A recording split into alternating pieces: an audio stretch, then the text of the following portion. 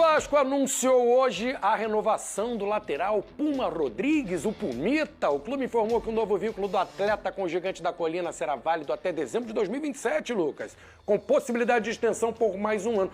Outro final feliz, né? A torcida vascaína queria a renovação, o cara mostrando versatilidade, jogando na direita, na esquerda. É um cara de seleção uruguaia. Uma boa pro Vasco, gostou dessa notícia?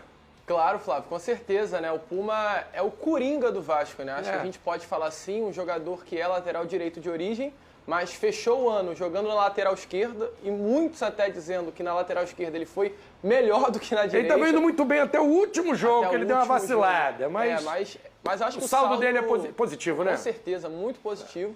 Chegou até a atuar no ano passado com o Rafael Paiva também na ponta direita, na ponta esquerda.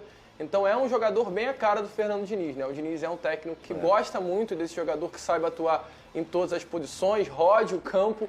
Inclusive o próprio Diniz falou sobre isso, né? Que queria a permanência do Puma Rodrigues. Em diversos momentos, quando perguntado, ele confirmou que o Puma é um jogador importante. Foi tranquila a renovação? Foi... Tranquila, o Puma quis ficar. Todo mundo queria, Até o Internacional chegou a sondar o Puma Rodrigues, só que ele não abriu negociação. Ele pediu pro agente dele não abrir negociação, porque ele queria resolver com o Vasco da Gama antes de tudo. Então ele mesmo mostrou sempre esse desejo de permanecer.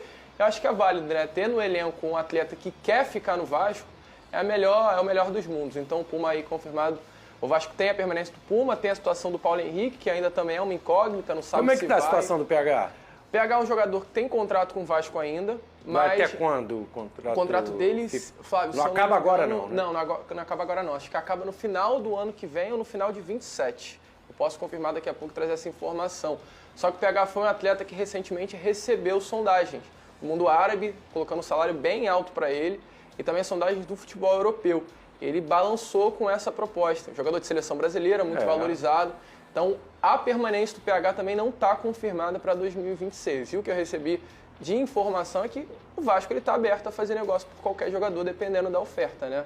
E aí o PH é um jogador com uma idade mais avançada. É a hora dele, de repente, ir para fora, fazer uma estabilidade financeira, né? Então, também tem essa situação. Eu acho que a permanência do Puma já é pelo menos meio caminho andado aí para a lateral direita em 2026. E talvez tenha influenciado na indefinição do PH você ter garantido o Puma ali na direita, né? Com certeza. O Puma é um jogador, volto a repetir, muito importante para o Vasco, cara. Jogador, assim, muito irregular, nota 10, nota 6, mas eu acho que é um atleta aí que vai ser importante também para a próxima temporada, olhando essa reformulação aí para 2026. O que tem mais de novidades, de pendências? O PH vai até dezembro de 2027. Até dezembro de 2027. Boa. Mas, como ele disse, a diretoria está aberta a uma possível negociação, teve valorização, chegar uma oferta boa de fora, principalmente. Tem conversa, tem jogo lá, né, com o Vasco, até pela situação da carreira do atleta, uma oportunidade, brilhou esse ano, pode ser a chance dele conseguir um contrato melhor lá fora. O que tem mais de pendências aí, novidades? Tem a situação do Lucas Oliveira, vocês apuraram aí? O que vocês podem passar? Não, essa daí é com o Veni. O Veni ontem trouxe essa, Lucas né? Oliveira, novidade do zagueirão do Vasco, não é mais do Vasco? Não será jogador do Vasco, ele está indo para o Ceará. O Novo Horizontino também chegou a fazer proposta para esse jogador. E a negociação é o seguinte, o Vasco libera de graça o jogador para o Ceará e ele vai ter o mesmo salário lá no Ceará, por isso que ele topou. O contrato dele é de 1 ano, só que o Vasco vai manter um percentual de venda futura de 30% desse atleta. Eu acho que para o Vasco, maravilhoso, porque o jogador não era utilizado, teoricamente tem um salário ali que você tem um custo, o jogador ele não seria usado pelo Fernando Diniz, então você abre aí uma brecha na folha salarial, libera o jogador, ainda mantém um percentual de 30%. Ah, mas poderia cobrar algo. Beleza, é um jogador que hoje está desvalorizado. O Vasco iria ganhar quanto? Ou seja, você ia correr o risco de perder uma boa negociação, tendo em vista que é um jogador que já dificultou a saída. Em outros momentos o Sport tentou a contratação e ele não quis ir. O Vasco quis fazer negócio, mas ele não quis ir. Então assim, libera logo o jogador e você abre essa brecha na folha salarial. Ô Lucas, tem muita conversa com o técnico também, imagino, né? Conversa ali com o Diniz, você gosta dele, você vai usar, você pensa, pode liberar. E eu acho que o Diniz nunca foi fã do Lucas Oliveira, deu poucas chances. A zaga se firmou com Cuesta e Robert Renan, chegaram no meio do ano, até então a dupla era indefinida, né? A zaga não vinha bem. E o que você acha que faltou? O Lucas Oliveira, o Diniz realmente não gosta, não mostrou potencial, jogou pouco, né? Flávio, eu vou te falar, eu acho que oportunidade foi algo que não faltou pro Lucas. Quando Lucas teve, não aproveitou, muita oportunidade. Né? No primeiro semestre, né? Sim, no primeiro semestre com o Carille ele teve oportunidade, o Diniz também chegou a dar oportunidade para ele. Teve um jogo, inclusive, que o Lucas foi muito bem, o Vasco e Flamengo no Maracanã, o Robert Renan sai com aquele problema da concussão, o Lucas Oliveira entra invertido, e ele vai muito bem. Só que depois ele ganha outras oportunidades e não vai bem. Então, assim, o Diniz tentou, em determinados momentos da temporada, o Diniz optou até pelo Hugo Moura na zaga, ao invés do Lucas Oliveira. Então, assim, eu acho que o melhor caminho, definitivamente, para o Lucas, olhando aí a próxima temporada, é uma saída. E até falando, né, continuando com esse assunto, o Vasco já tem uma peça de reposição para o Lucas Oliveira, tá, Flávio? Que é o Alan Saldívia. Alan Saldívia é um jogador aí de 23 anos, uruguaio. A informação é que o Vasco já conversou com o Alan se animou com o projeto que o Vasco ofereceu a ele.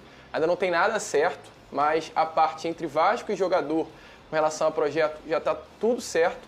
O Vasco agora está conversando com o Colo-Colo para buscar aí uma negociação. Caso avance, a expectativa é que avance nesses próximos dias, tá? O Vasco quer definir a situação do Alan Saldívia o quanto antes. O Alan vem por um empréstimo até o final de 2026 com opção de compra. O Vasco está negociando com o Colo-Colo, logo em seguida da negociação com o Colo-Colo, o Vasco buscar e acertar os últimos detalhes com o Alan Saldívia. O Vasco está trabalhando, inclusive, eu vi muita gente falando aí nessas últimas horas nas redes sociais sobre muitos nomes, né? Surgiu aí o nome do Arias, ontem à noite surgiu o nome do Arias. Ex-Flu. Arias. Já pintou no Flamengo, já voltou pro Fluminense e agora não vai. Ele não sai do Wolverhampton. Surgiu o nome do Otamendi ontem. O Vascaíno tá animado para 2026. Só que eu fui perguntar, né? Porque vale a pergunta. E o que eu recebi de resposta foi: o Vasco busca para 2026 um projeto olhando para a Sul-Americana, que é a competição que o Vasco vai disputar. Eu acho que o vascaíno ele pode sonhar com grandes nomes, porque não pode acontecer. A gente sabe que o mercado ele às vezes traz algumas coisas que ninguém espera. Só que o projeto do Vasco para 2026 é um projeto sul-americano. Então, até um recado para o vascaíno: não adianta sonhar com grandes nomes, porque vai acabar se frustrando. Inclusive, então, assim, você me permite fazer uma pergunta a ele, Flávio? Claro. Você tem informação se o Vasco ele vai manter essa postura que teve na última janela, no sentido de tentar a contratação por empréstimo ou sem custo, ou vai ter uma grana a mais aí para poder fazer o investimento? Ô, Vene, inclusive foi algo que eu apurei até ontem, tá? O Vasco ele vai manter o mesmo padrão de contratação do meio do ano. O Vasco vai apostar, né, em jogadores jovens do mercado sul-americano. O Admar Lopes, diretor executivo do Vasco, é um profissional que tem uma experiência no mercado sul-americano muito boa. A gente já viu na última janela Andrés Gomes, Carlos Cuesta. E o Vasco, depois dessa janela do meio do ano, tem uma carta na mesa, que foi o fato do Vasco ter contratado o Andrés Gomes e o Carlos Cuesta com um projeto de seleção. A informação é que ambos, no primeiro momento que o Vasco chegou falando sobre essa possibilidade deles virem para o Vasco e jogar na seleção, eles mesmos desacreditaram, só que eles jogaram na seleção colombiana. Foi tiro e queda, né? O Andrés Gomes e o Carlos foram Cuesta convocados para a seleção. O Andrés Gomes, na final da Copa do Brasil, mesmo com a derrota, ele ganhou o prêmio de melhor jogador. Então tudo isso está pesando e está fazendo com que o Vasco ganhe ainda mais força para contratar esse tipo de jogador no mercado do futebol sul-americano. Então o Vasco tem essa negociação com o Alan Saldívia para repor a saída do Lucas Oliveira. O objetivo do Vasco é melhorar o elenco, então sai o Lucas Oliveira, chega o Alan Saldívia, um uruguaio de 23 anos, que veste a camisa do Colo-Colo, então o Vasco melhora o sistema defensivo. E a informação também que eu tenho é que outro nome que o Vasco está trazendo para o setor ofensivo é o Johan Rojas, não trazendo, né, mas está buscando contratar mais um jovem colombiano de 23 anos, que hoje pertence ao Monterrey do México. O Vasco também já apresentou esse projeto a ele, gostou do projeto. A informação é que o Johan Rojas é um atleta que sempre está no radar da seleção colombiana, mas nunca é convocado, e o Vasco chegou com essa carta na mesa. Ó, o Andrés Gomes foi convocado, o Cuesta foi convocado, então você chegando no Vasco tem essa possibilidade de ser convocado. Então a informação é que o Vasco trabalha com um projeto de curto prazo para o Johan Rojas chegar e talvez até pegar uma Copa do Mundo. Então hoje são esses dois nomes aí. Deu super certo, né? Com os dois colombianos, né? Fica também um recado para os outros jogadores enxergarem no Vasco essa possibilidade de voltar à seleção, seja da Colômbia ou outra seleção sul-americana. Vamos lá, vamos falar de mercado da bola e vamos falar sobre um jogador que estava sendo especulado no Vasco da Gama, mas fechou com o Curitiba. O atacante Breno Lopes, que estava no Fortaleza, vai jogar no Curitiba no ano que vem. O Fortaleza acertou a venda do atacante Breno Lopes ao Coxa por 15 milhões de reais. Desse valor, o Fortaleza fica com 50% e os outros 50% vão para o Palmeiras. O Globoesporte.com apurou que com a compra do jogador, o Curitiba terá 100% dos direitos econômicos do atleta. Eu acho o Breno Lopes um bom jogador, tá? Estava sendo especulado aqui no Vasco, mas acabou indo para o Coxa. O Coxa fazendo aí um grande investimento, né, para levar o Breno Lopes. Curitiba que tá de olho no Verratti, tá? Ainda não desistiu da contratação de Pablo Verratti. A informação que vem lá de Curitiba, né, do jornalista Rogério Scarione, da Jovem Pan News, é que o Curitiba voltou a consultar a situação de Pablo Verratti. O Curitiba negocia também com o Lucero, atacante que também é do Fortaleza. A negociação estava dada praticamente como certa ali para o Lucero ir para o Curitiba, mas após a saída do Marcelo Paes lá do Fortaleza, a coisa deu uma esfriada, o negócio não foi para frente. E agora o Curitiba volta a consultar a situação de Pablo Verratti. Então o Verratti, que perdeu espaço no Vasco, né, nessa temporada com o Fernando Diniz, tá aí na mira do Coxa. Eu, sinceramente, não liberaria o Verratti, não. Acho que um atacante que faz gols, fez gol pra caramba na temporada passada, mesmo sendo reserva no Vasco. Acho que é um cara que pode ser útil. Eu acho que a gente concorda que não dá mais pro Verratti ser titular absoluto do Vasco, mas acho que é um jogador que a gente pode sim ter no elenco. Eu não liberaria o Verratti não, mas essa é a minha opinião.